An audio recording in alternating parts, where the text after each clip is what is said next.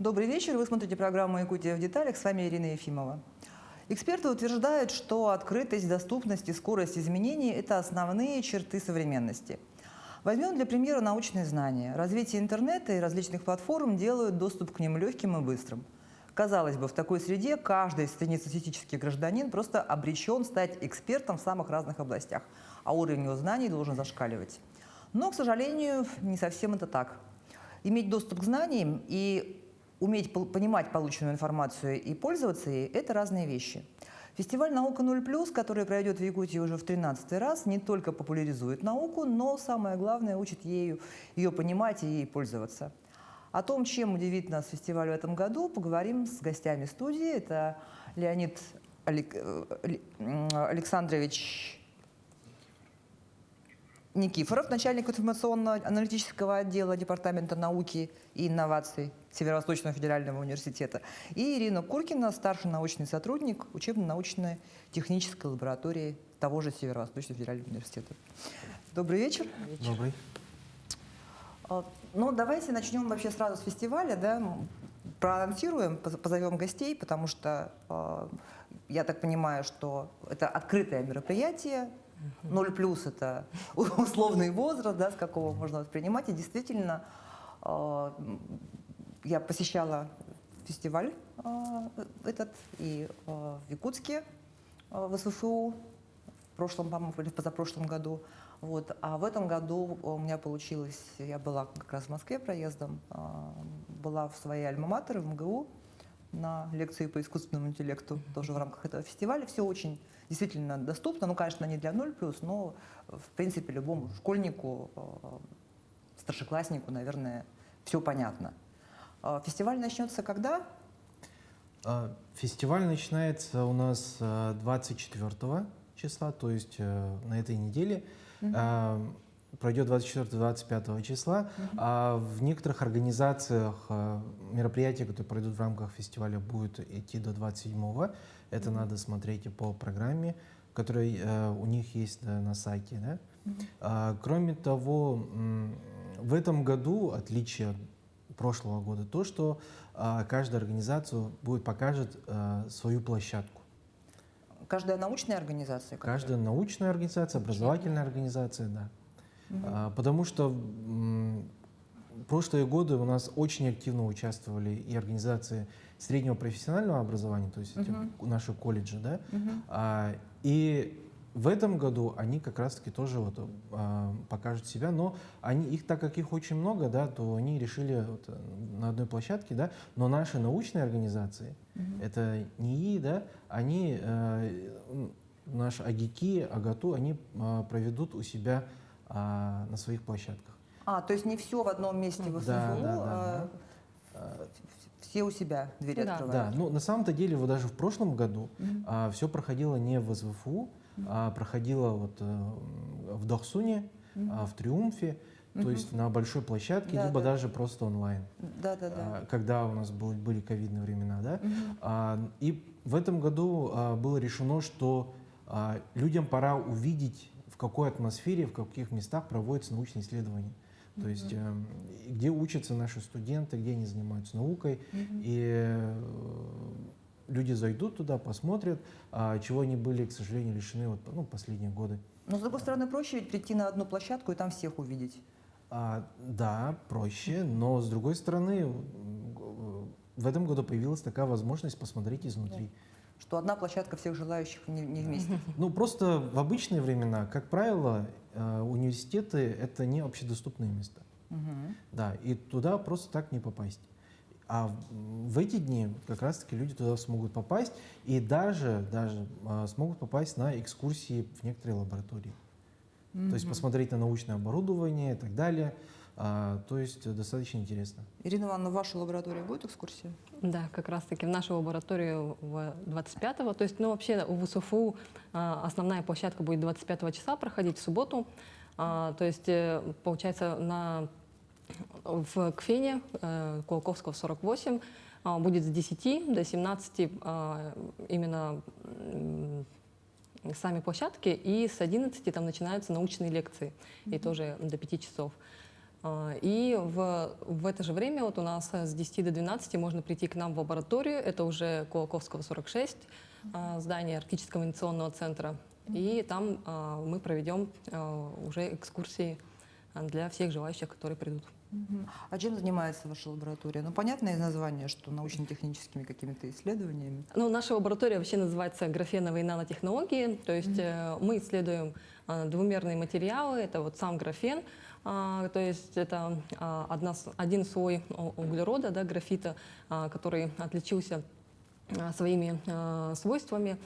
И сейчас его применение уже, ну, вот способы применения выходят на широкий круг, то есть это не только электроника, к которой мы обычно стремились делать электронные устройства на графене, да. Теперь это используется и как добавка, композиты, то есть исследуются такого рода работы.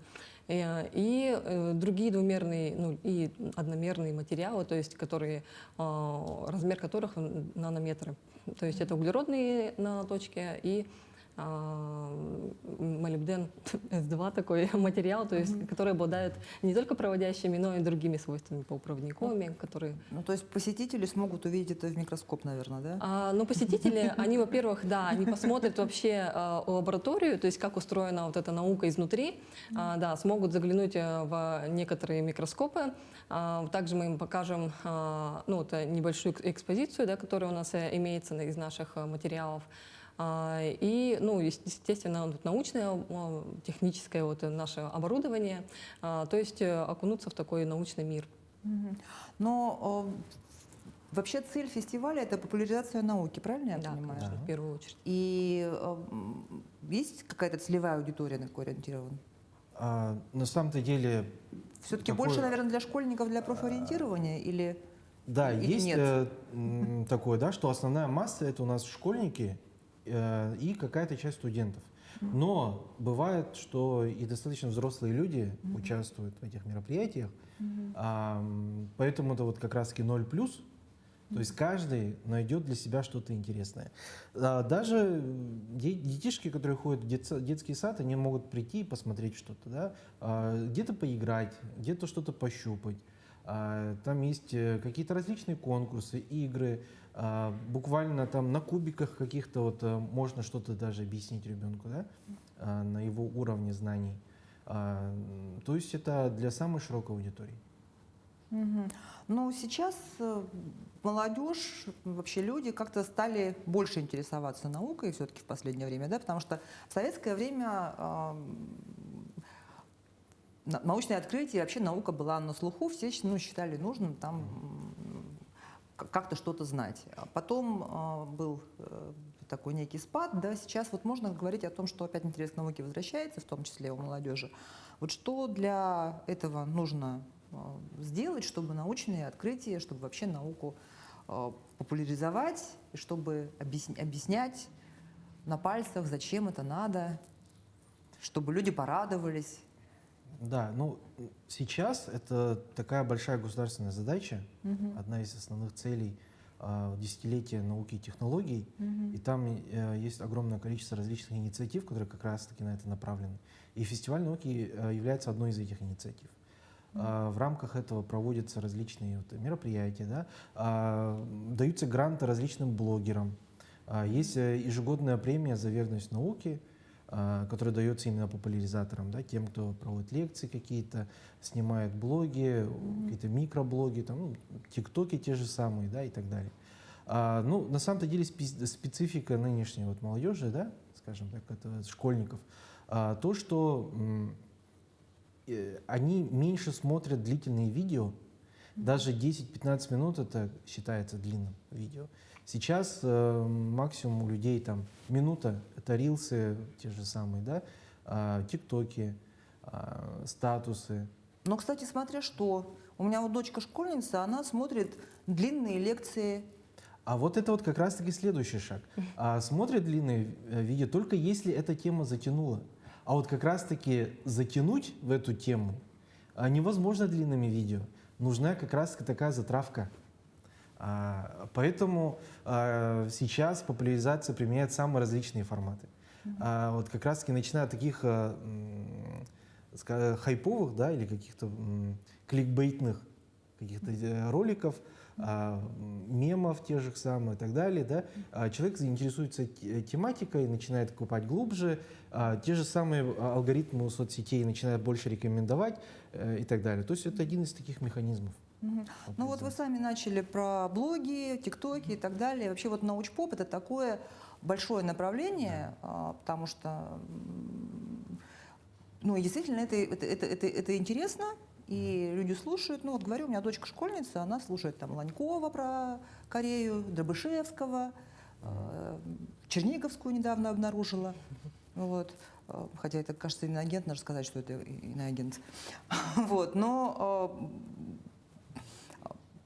многие сегодня узнают о науке именно из интернета, Да. благодаря вот этому вот научпопу. А какие еще есть способы сегодня и каналы получения знаний о достижениях современной науки? Ну, какие каналы? Ну, кроме вот того, что вы описали, да, интернет, соцсети, это все еще остается школа, учителя. Также есть различные вот активности. Это участие в конференциях школьных, участие в каких-то вот проектах, как вот «Шаг в будущее» нашем, да, «Сириус лето», «Начни свой проект» и так далее. Ну и остаются, конечно, научно-популярные журналы, пресса. Их, конечно, сейчас не так много, они не так популярны как раз-таки из-за интернета, но они все же существуют.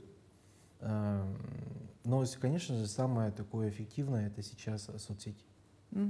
А вот почему у нас в Якутии, ну или мы о них не знаем, у нас же вроде бы так много молодых ученых, так много разных направлений интересных в науке, да, которые уникальные, ну тот же желтоведение, там, тот же институт Мамонта и так далее. Почему вот у нас, интересно, нет такого какого-то блогера, популяризатора? Или они есть, мы о них просто не Нет, знаем? ну, допустим, я могу сейчас вот на памяти сказать, что есть один историк, достаточно известный, да, в кругах именно вот соцсети, да, он часто появляется и на нашем местном телевидении, у него хороший вот канал. Ой, вот я запамятовал сейчас имя, но прям я его хорошо знаю. Айтал Игоревич. Яковлев. Да. Ну, вот как раз один из таких ярких популяризаторов именно исторической науки, а также антропологии и так далее. Но не знаю, почему у нас таких нет, но, возможно, потому что специфика совсем другая у популяризаторства. И даже если посмотреть в масштабе страны, их не так много. Причем не каждую науку можно легко популяризировать. Ту же самую вот историю, да, вот антропологию, что какую-то там космологию, да, это всегда интересно рассказывать. Там откуда произошла Вселенная, как рождаются звезды, как они умирают, какие были динозавры, мамонты. А, допустим, рассказать интересно... Про графен? Да, про графен это достаточно сложно. Ну, может быть, даже про графен задачка хорошо. со звездочкой. Ну вот, допустим, моя специализация, я же еще параллельно еще занимаюсь наукой, полимерные композиты морозостойкие. Вот, ну, на самом деле это очень скучная тема, там никакого такого вау нету. Ну, возможно, у меня глаз замылился. Вот как раз-таки... Нет, но вам же она интересна, вы говорите, скучная тема, но вам же она интересна, иначе вы бы этим не занимались, правда? Ну вот как раз вот эта проблема у ученого, который занимается этой темой, глаз замыливается, и ему кажется, что она уже стала не такой интересной для окружающих.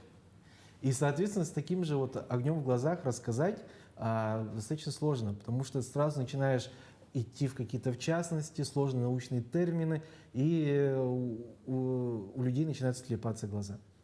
А вот если вот я начну рассказывать про то, что я знаю, допустим, из смежных областей, например, про тему Ирины, да, то, возможно, я даже расскажу интереснее.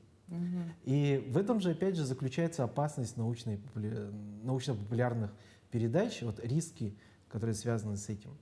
Потому что, когда мы рассказываем на широкую публику, мы все равно как-то упрощаем тему. Конечно. Да, и как раз-таки этим упрощением мы можем завести людей совершенно в другую область. Люди же тоже мыслят, они делают выводы, анализируют и могут прийти совсем другим выводам, которые идут врозь с научными данными. Это вы про кликбейтные заголовки как раз, да? Да. Поэтому много есть таких вот критиков научно-популяризаторской деятельности, с которыми я не совсем согласен, конечно, но есть такой риск, да. Если я расскажу что-то в такой упрощенной теме, человек поймет, что это есть истина последней инстанции, может сделать неправильные выводы. И дальше транслировать эту информацию другим, и, соответственно... И ссылаться на вас еще при Да, этом. и при этом может возникнуть даже какие-то лженаучные течения.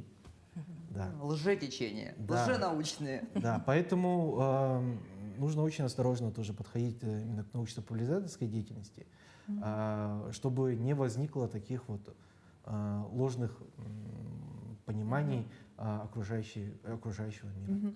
Ну давайте от научпопа обратно к фестивалю. 17 площадок, 181 мероприятие. Вот как вообще отбор направлений происходил? Вы же сказали, что желающих было очень много принять участие. То есть всем разрешили и сказали, зовите к себе? Или какой-то отбор происходил? И как он происходил, если происходил? При регистрации эти организации, они дают краткое описание площадок, да, кто там будет принимать участие в качестве лекторов, там, спикеров. И, соответственно, идет некоторая оценка, да, вот, того, будет ли это интересно, качество, идет постоянный диалог, мы даем рекомендации, как это улучшить, да, смотрим, какие у них будут экспонаты и так далее. И в конце концов, практически все вот эти площадки, они доходят до финала и появляются у нас в качестве таких мероприятий. То есть, в принципе, все, кто хотели, да, поучаствовать, все разумные такие вот площадки, они доходят до фестивального. Ну и действительно не нужно обладать какими-то сакральными знаниями, чтобы прийти и понять, что там происходит. Конечно, это как раз популяризация, поэтому все пытаются достаточно простым языком и на простых вещах показать вот свои сложные научные это изыскания. И, например, у нас будет, есть молодежная лаборатория, дизайн-центр, и они как раз готовят тоже вот какой-то интерактив для более школьников, чтобы они как раз видели и физические эффекты, и при этом руками вот делали. Я просто сейчас не скажу, но это будет, увидите на площадке на самой, да, как они организуют. То есть все направления они пытаются сделать понятные естественно, для школьников, для младших школьников, чтобы все могли прийти, послушать, посмотреть. И, конечно, лекции популяризаторы наши по науке, в частности, вот тоже хочу отрекламировать лекцию, физико-технический институт, получается, будет представлять лекцию как раз по квантовой физике, тоже в КФЕНе нашем будет, и в 2 часа, 25 числа, там будет лектор Байкинов Евгений, это наш преподаватель, как раз расскажет про квантовую физику. И вообще вот этот фестиваль науки, он приурочен к квантовой этой вселенной, поэтому лекция в тему, приходите, узнаете, какая история у квантовой физики. Это должно быть интересно, кстати. Я была даже на одной лекции по квантовой физике, не в Якутске. Квантовая физика вообще очень интересная, да. Там все не то, чем кажется на самом деле. То есть частицы наши, они не просто частицы, но и волны. И как раз целый век уже это изучается. В 900 году появилось такое понятие, как квант, то есть неделимая эта энергия. Это самая маленькая часть. И это кванты энергии, и корпускулярно-волновой дуализм, то есть когда частица... Она одновременно и волна, и частица? Да. И и все эффекты, которые у нас сейчас вообще благодаря этой квантовой физике, получается, что у нас есть наша микроэлектроника, потому что там все на этом задействовано. То есть микросхемы, это смартфоны, все уже с этим как раз квантовой квантовыми механизмами связаны. Вот это вот еще интересно, квантовая физика с точки зрения пересечения уже физики и вот сознания наше, да? Это же тоже волна и частица. Это вот тоже опять смежные появляются такие. Ну, я бы не сказал, что это смежное. Это как раз-таки Области вот знаний. то, о чем я говорил, про риск недопонимания. Да? Ага. Вот эффект наблюдателя, да, вот красивые слова. Зачарованные частицы есть, да, какие-то, да? Запутанные? Нет, вот Или- эти элементарные частицы, там какие-то вот кварки какие-то, там они там странные, не странные, там очень странные названия у них. И для обычного человека они звучат очень знакомо, но они значат не то, что мы понимаем. Да? И, соответственно, из этого возникают такие вот недопонимания. Да? Вот та же самая темная энергия, да? Темная материя. Нам кажется, что-то чем-то таким мистическим, на самом деле ничего, никакой-то мистики нет, но вот опять же вот возникает такое ощущение, что там вот физики дошли до чего-то такого мистического. На самом-то деле такого нет, это, ну, физика — это точно наука, и ничего там такого нет. Конечно, с точки зрения, если философии смотреть, то, конечно, там есть над чем подумать, но как сама по себе квантовая физика, ничего там мистического нет. Ну, так посмотрите. Да. Нет, я не про мистику, а скорее про как это, про физику и психологию, про мозг наш. Вот про это, не про мистику, а про то, как работает человеческий мозг в условиях, что там и волны, и частицы. Вот. Это к тому, что вообще, когда наука она только появлялась, это же было такое, ну, как бы ученый, но эпохи Возрождения, допустим, он мог рассуждать обо всем. Да? Он был и математик, и философ, и художник, там, тот же Леонардо или так далее. Вот. И затем было вот такое разделение. Ну, прям выбрал одно направление и глубоко в нем ничего больше не видишь. А сейчас как будто бы обратный пошел виток, то есть не то, что обратно, а вот как вот по спирали же мы развиваемся, да, и как будто бы опять уже начинаются пересечения Наук, да. на стыке разных наук. Правильно? Да, Ну, да, вот есть такое ощущение? Да. Абсолютно верно.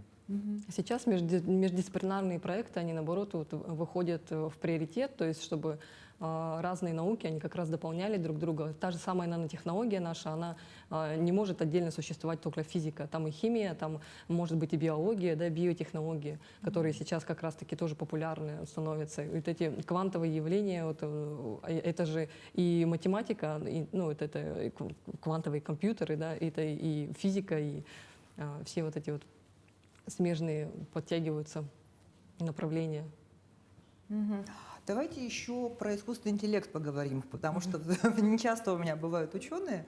Вот, и понятно, что эта тема сейчас всех волнует, она сейчас вот так вот как бы на хайпе. Вот, кто-то уже умело пользуется, кто-то принципиально не пользуется. Вот, я вот как раз лекцию слушала про искусственный интеллект. Вот, и интересно, как... Ну, что вы об этом думаете вообще, насколько применяете вы его в своей деятельности, не применяете, или наоборот, запрещаете студентам им пользоваться? Как происходит?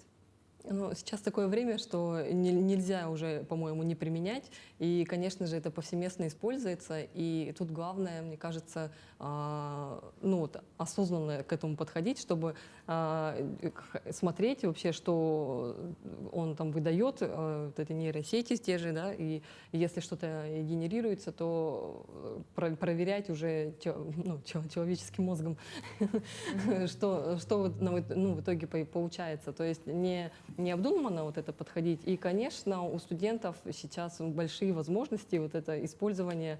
И тут тоже главное не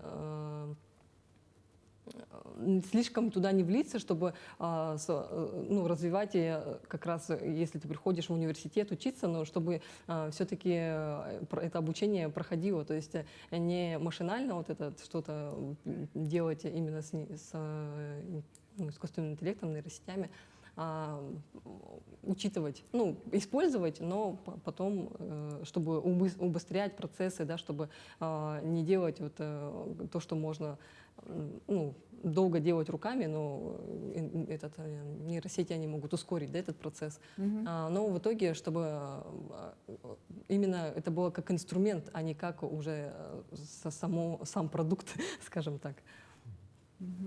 Ну, искусственный интеллект можно сравнить с тем, что в свое время сделали калькуляторы. Да. Калькуляторы, ну, первые вот ЭВМ, они заменили целые отделы тех людей, которые занимались вычислениями. Вот если посмотреть некоторые фильмы, вот, например, «Оппенгеймер», да, все смотрели, и там сидят огромное количество людей там с бумажками, они что-то вычисляют. Вот как раз-таки они работали калькуляторами, да. И появились калькуляторы, и целые такие отделы стали не нужны, да. Можно быстренько там вычислить и получить результат. Потом появились компьютеры, да, они еще больше ускорили работу. Искусственный интеллект — это такой же инструмент, который может помочь человеку сделать что-то лучше и быстрее, но не заменит человека с точки зрения именно креатива. Ну почему? Они вот песни пишут, стихи пишут, картинки рисуют. А вот кто делает промпт, кто дает задание? Вот надо именно креативно подойти к составлению задания для искусственного интеллекта. Если сделать плохое задание, он и выдаст плохое произведение. Не каждый человек может сесть и получить какой-то шедевр. Ну и, конечно, дает возможность многим начать заниматься творчеством. Потому что у многих просто, может быть, не было возможности в свое время выучиться рисовать, писать песни, да, заниматься музыкой. А искусственный интеллект может дать им возможность заняться тем, чем они всегда мечтали, но не было возможности. Почему нет? Ну, конечно же, если говорить про использование искусственного интеллекта в науке, это возникают еще и такие этические моменты, правомерность использования. Потому что в науке очень щепетильно относятся именно к плагиату. То есть выводы и вот новые результаты должны были быть получены исследователем. И есть вопрос, можно ли использовать искусственный интеллект при написании, допустим, научных статей. Да? Наверное, можно. Тут вот вопрос, вот, кто сделал вывод? Да? Вот ученый или искусственный интеллект? Если искусственный интеллект сделал, то зачем нужен этот ученый? Потому что те же самые исследования на том же микроскопе или каком-то приборе, чтобы получить сырые данные, может любой лаборант. А дальше нужен ли исследователь, чтобы сделать вывод? Но если искусственный интеллект способен сделать вывод, тогда... Он сейчас способен уже делать выводы. Если он уже способен делать выводы, тогда, может быть, не нужны такие ученые. Ну вот видите, вот опять же вопрос. Могут ли ученые пользоваться в своей работе искусственным интеллектом? И с другой стороны, правильно ли он выводы делает? Да, и кто Это проверит? тоже вопрос. Вдруг тот, кто будет проверять эту работу, тоже использует искусственным интеллектом, проверит вот с помощью искусственного интеллекта выводы, и неправильные выводы скажет правильные.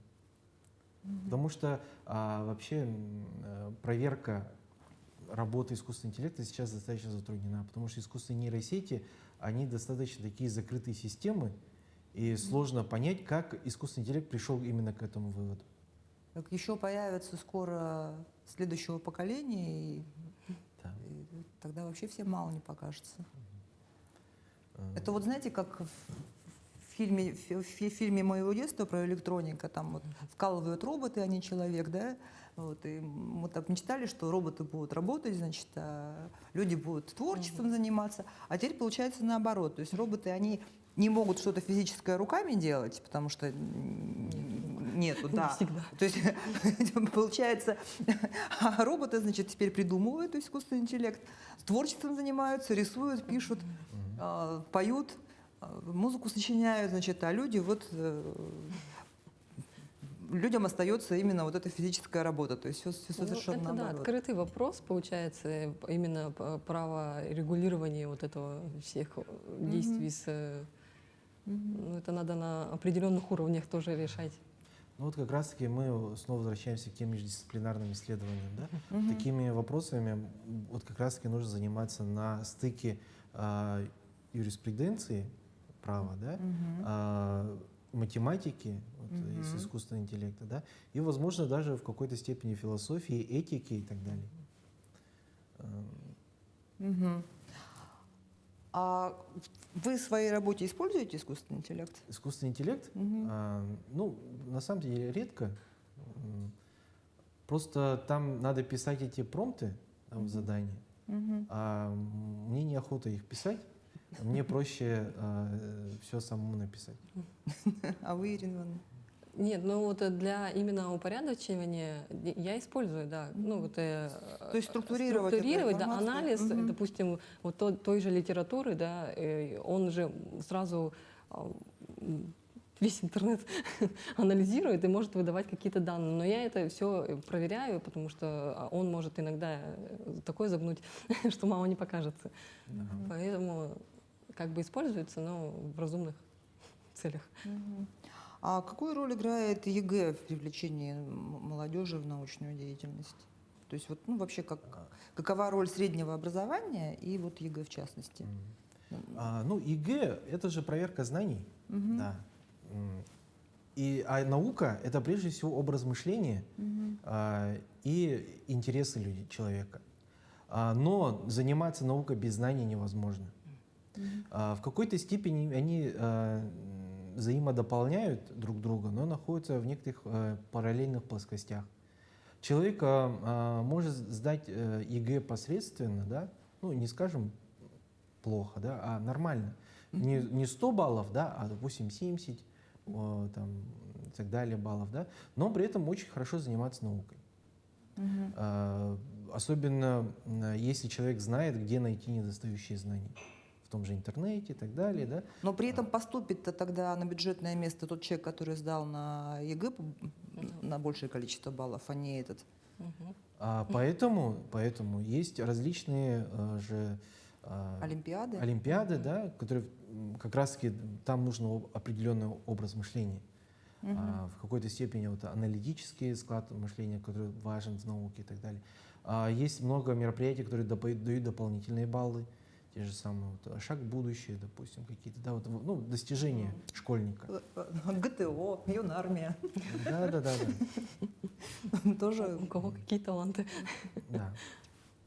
Одно из множеств фестиваля в этом году — это показ научного кино. Что это будет за фильмы?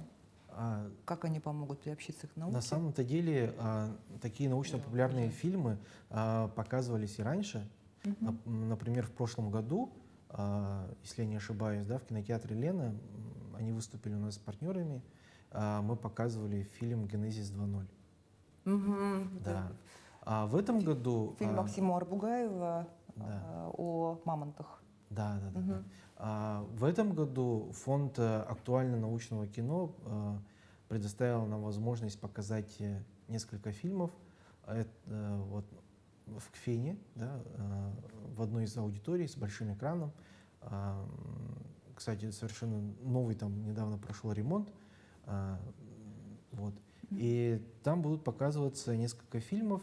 Это первый фильм про то, как исследуют космос. «Музыка звезд» называется, кажется, да. Второе — это про исследование китов. Про то, как ученые исследуют белуг, это такие киты, да, то, как они слушают их, да, в море, как снимают на квадрокоптерах и так далее, и так далее. И третий фильм, как делаются научные открытия. Там показывают некоторые лаборатории, как там идет работа, как ученые мыслят и так далее.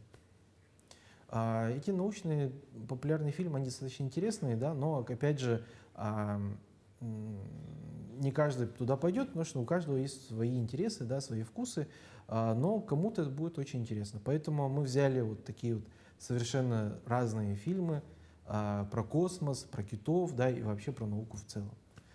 То есть попытались охватить максимальную аудиторию.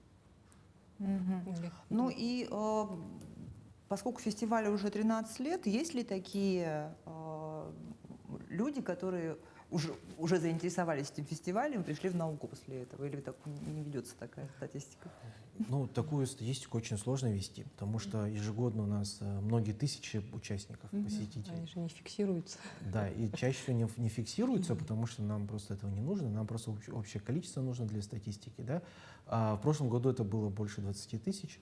Ну вот как вот столько людей мы будем следить, это, можно сказать, невозможно, да? Поэтому сказать сложно, но я уверен, что есть люди, которые попали в науку из тех, кто активно участвовал в этих фестивалях науки. Потому что это очень массовые мероприятия были каждый год, и многие школьники участвовали, приходили, смотрели, может, кто-то действительно заинтересовался наукой. Ну все, у нас время подошло к концу, и последний вопрос. Почему необходимо посетить фестиваль «Наука 0+.» Ну, потому что здесь именно показывают, как устроена наука на простом языке и вот на простых примерах. Ну, просто-напросто это интересно. Там всегда можно чем-то заняться. Есть конкурсы, игры, квесты. Можно что-то потрогать, с кем-то поиграть, поболтать, послушать ученых и так далее. Спасибо вам большое. Спасибо вам. Желаю удачи вам, вашему фестивалю. На этом выпуск программы «Якутия в деталях» подошел к концу. Меня по-прежнему зовут Ирина Ефимова. Смотрите нас по будням в 19:15. Расскажем обо всем в деталях.